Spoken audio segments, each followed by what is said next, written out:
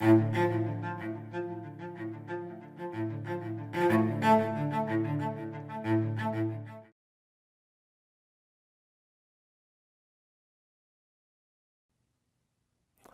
the Second World War, there emerged a new post-war international consensus of the need to protect the basic rights of all peoples by means of some universally acceptable parameters.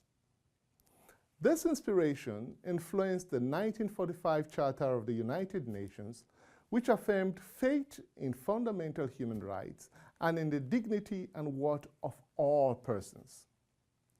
This commitment to human rights will be reinforced in 1948 in the Universal Declaration of Human Rights, which established a common understanding of the ideas and expectations about the political relationship between governments and citizens, and about the socio-economic basis of human dignity.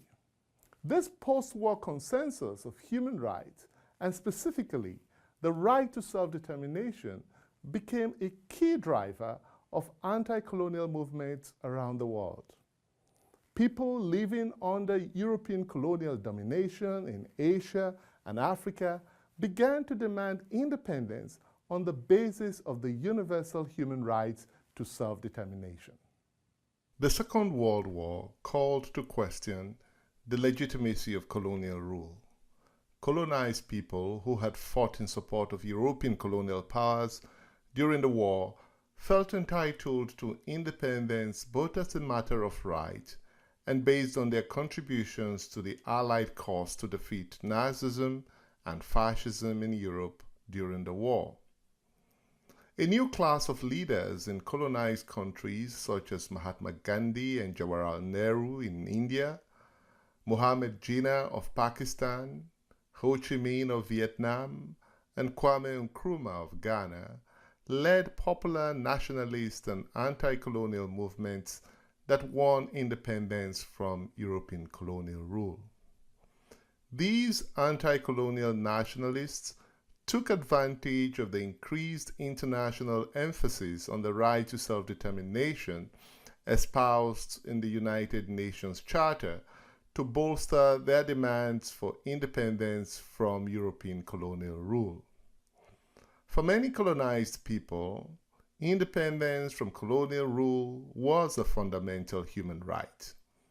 While decolonization was a peaceful transition in some countries, in other countries such as Vietnam, Algeria, and Kenya, it took the form of violent anti-colonial wars of liberation. In the midst of the push for universal human rights at the United Nations in the 1940s and 1950s, there were also counter-movements to exclude certain rights of colonized people from protection under the emerging international human rights system. The inclusion of the right to self-determination within the human rights framework was particularly contested. Certain nations wanted self-determination excluded from the framework of universal human rights. At the United Nations, European colonial powers saw the inclusion of self-determination in international human rights law as a challenge to their sovereignty and their colonial empires. They resisted the prospects of dismantling their colonial empires or extending the right of self-determination to colonized people based on a new universal human rights order. The principle of sovereignty and the concept of human rights were viewed as fundamentally opposed to each other, one having to do with the rights of states and the other the rights of individuals. We can point to three significant human rights developments arising from the Second World War. The first is the notion of the four freedoms put forward by the United States President Franklin Roosevelt in his speech to Congress in 1941. In this speech, Roosevelt made the case for the United States to move away from a policy of neutralism and non-interventionism amidst the struggles against Hitler's Nazism and fascism in Europe. He wanted the United States to abandon its isolationist policies that emerged from the First World War and support the Allied war against Nazism. The US did eventually join the war following the Japanese attack on US forces in Pearl Harbor. Roosevelt argued that people in all nations of the world shared Americans' entitlement to 4 basic freedoms: the freedom of speech and expression, the freedom of everyone to worship God in their own way, the freedom from want, and the freedom from fear. Roosevelt believed that these 4 freedoms should guide the post-war international order. These 4 freedoms are memorably captured in the paintings of the American painter and illustrator Norman Rockwell. The second important wartime human rights development was the signing of the Atlantic Charter in 1941.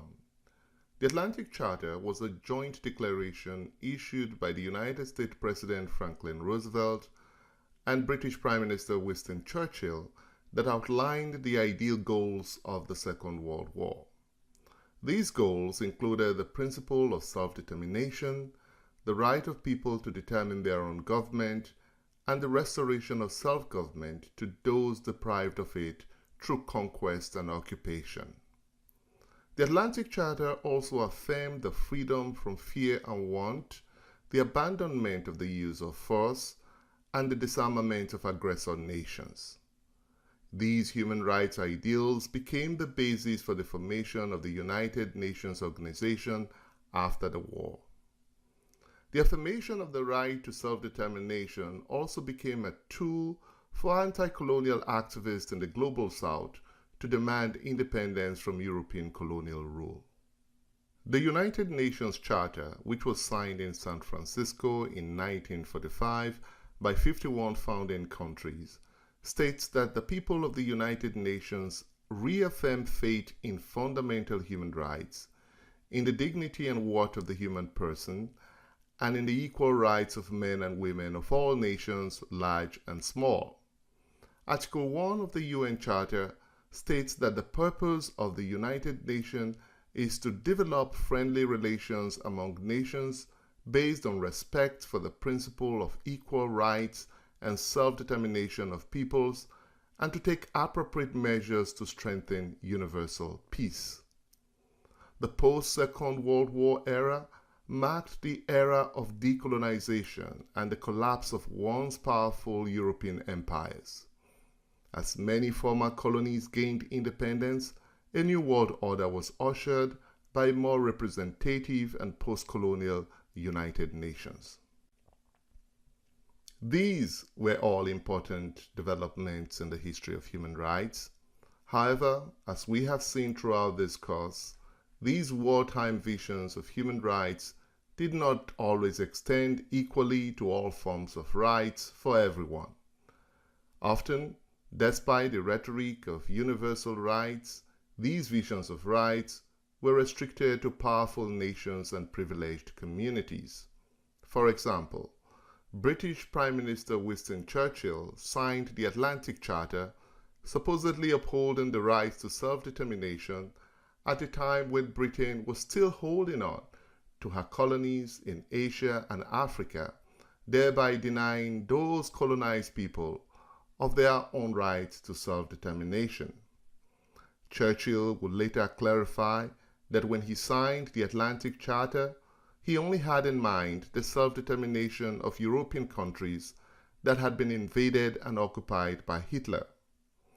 Churchill's vision of self-determination did not, at the time, extend to the peoples colonized by Britain in South Asia or Africa.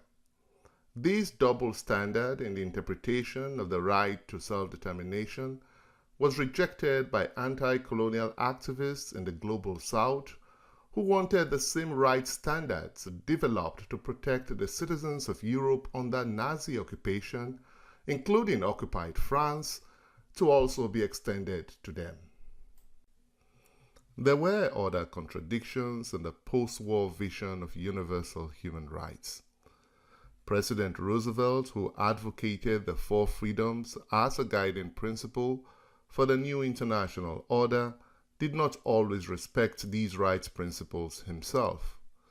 In 1942, he authorized the internment of Japanese Americans and Italian Americans. These allowed for the forced relocation and incarceration in concentration camps in the western interior of the country of over 100,000 people of Japanese ancestry. This was clearly a violation of the freedom from fear that Roosevelt himself had so vigorously canvassed in his Four Freedoms speech. The United States was not alone in the discriminatory treatment of its own citizens of Japanese ancestry during the Second World War.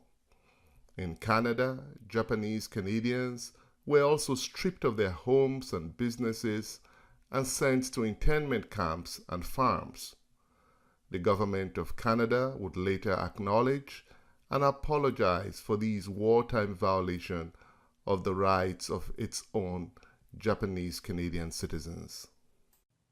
Despite these limitations, however, wartime ideas such as the 14 Points, the Four Freedoms, and the right to self-determination outlined in the Atlantic Charter provided foundations for the United Nations and the international community to promote international human rights that developed within the United Nations system.